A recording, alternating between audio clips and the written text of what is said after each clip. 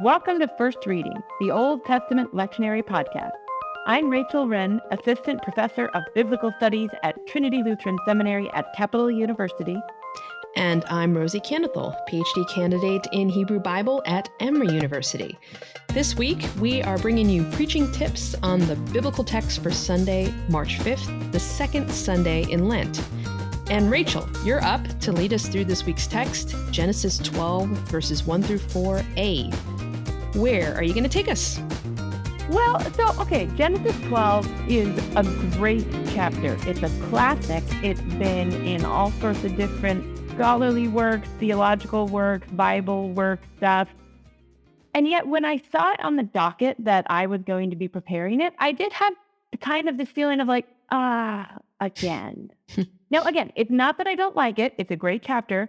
But there are certain portions of the Bible that come up often enough that you start to think, seriously, what could I possibly find new to say about this one? And Genesis 12 is one of those texts for me, especially in a Lutheran context. I mean, this chapter is in like probably one of the top 10, maybe even top 5 important texts for Lutherans. I don't know if that's true in your like Episcopalian or previous denominations, but this one is like Lutheran central. Yeah, I don't think I know enough about the Episcopalian denomination to say I'm kind of a newer Episcopalian, but yeah, I mean, Genesis 12 comes up in the lectionary pretty often. And like you said, it's one of these foundational texts, the call of Abraham, right? So yeah. It's like both in Jewish and Christian tradition, like you can't get much more central than that. So I definitely understand why you've seen this one quite a number of times.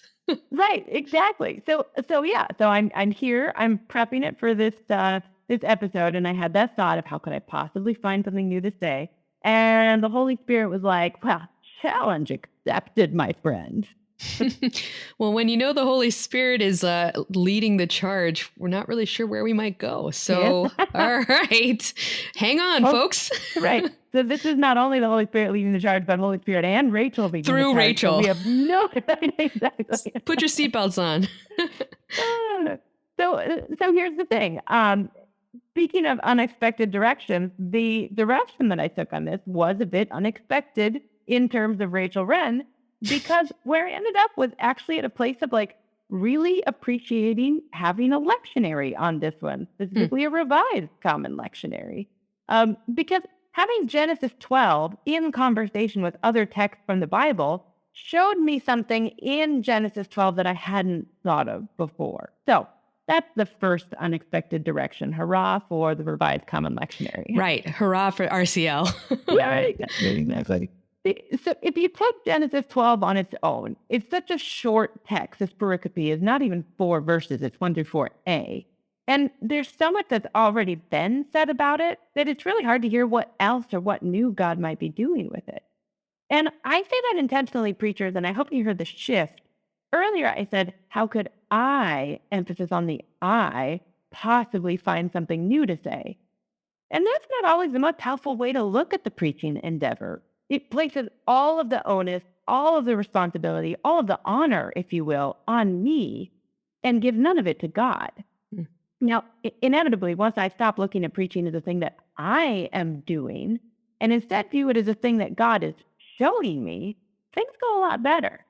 So that's my preaching point and suggested title for you this week. God shows us stuff. God shows us stuff. You heard it here, folks. Write that one down. No. But let's see what God shows us, huh? There you go. Right, exactly. Maybe we can come up with something better before the end of the episode. But so here's the thing. And here's my confession of appreciation for the lectionary.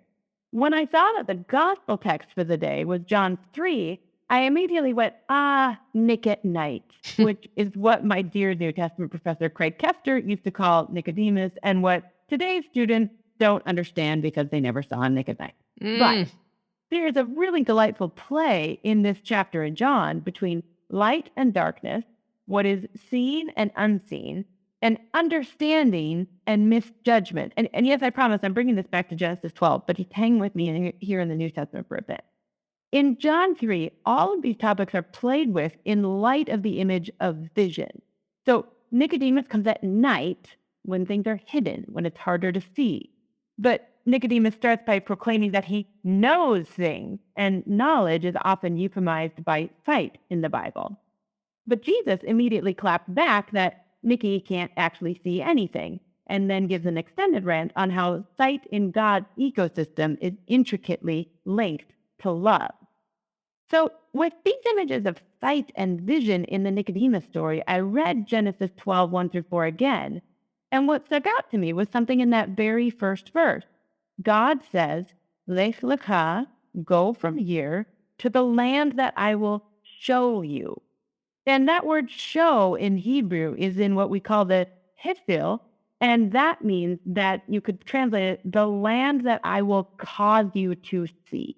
Hmm. And I'd really love to hear a sermon that takes seriously the idea that God causes us to see things. And the things that we see can change our life. A sermon maybe that takes seriously the idea that Abraham doesn't just obey God like we normally preach it, but that God actually causes Abraham to see something. God sets a vision for Abraham. And it's that vision that really compels him to take a step into this life that God is showing him. Yeah, that's not something that I had seen until you'd pointed it out. I mean, I love Right. the idea of thinking about vision in this more expansive way. So, do you have any preaching pitfalls that you'd like to lift up? Yeah, I do. And it's a preaching pitfall that actually leads to another sermon angle, or at least a related sermon angle. It would be a pitfall to lean too heavily into connecting sight and understanding, and conversely, a lack of sight and ignorance, at least today. Let me give an example. I've had a student before who struggled with vision issues, but she had no problems with understanding. She has a sharp mind and is a gifted writer. But when we lift up blindness as a synonym for ignorance, we really do a disservice to those folks in the pew who struggle with normative vision and yet Mm. are very smart people. Moreover, we also cut up at the knees, so to speak, the idea that perhaps what we would call disability, the lack of normative vision, might be experienced as something else by the folks who have it, perhaps even a blessing. Take the story in Mark 8, for example, where Jesus cures a blind man at Bethsaida.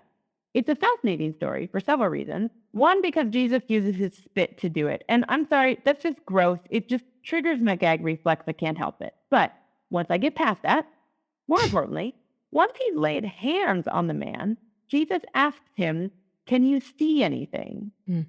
And the man looks up at him and says, I can see people, but they look like trees walking.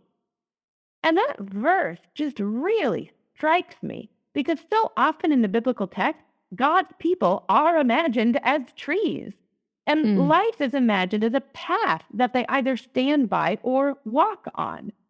Psalm 1 pictures God faithful as trees planted by streams of water, but those trees do not walk, stand, or sit in the pathway of the wicked. That's just one example, but there are others in the Bible as well. And so, for just a moment, when this man who could not see the way the people around him saw, when he was touched by Jesus, the man saw the people around him as trees walking.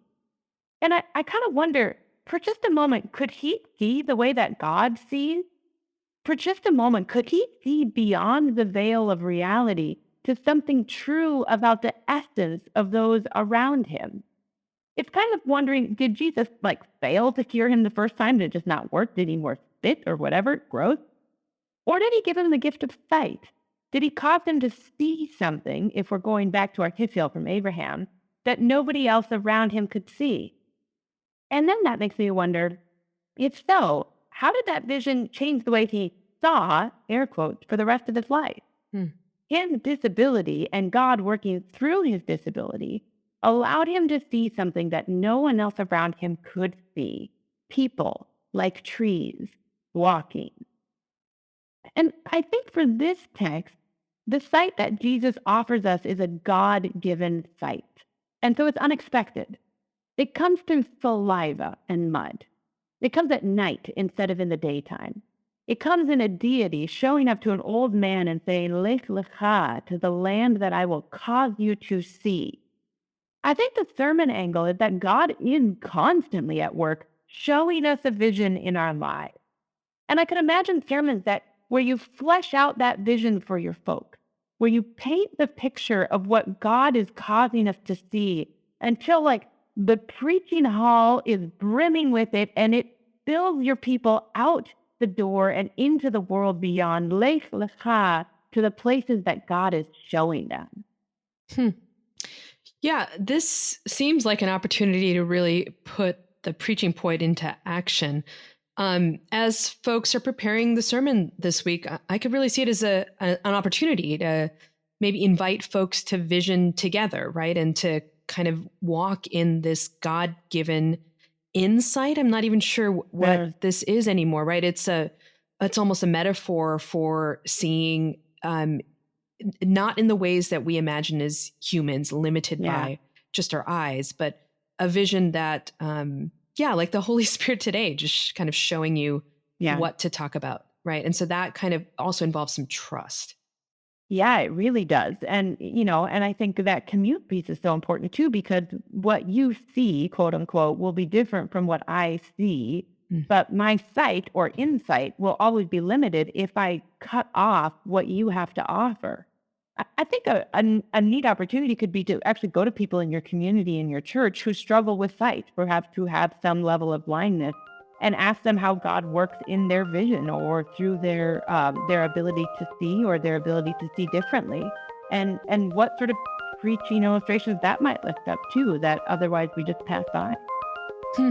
Yeah, love that idea. Well, folks, that will do it for First Reading this week. Remember, you can find an episode on just about every passage in the lectionary by using the handy-dandy search box on our website at firstreadingpodcast.com.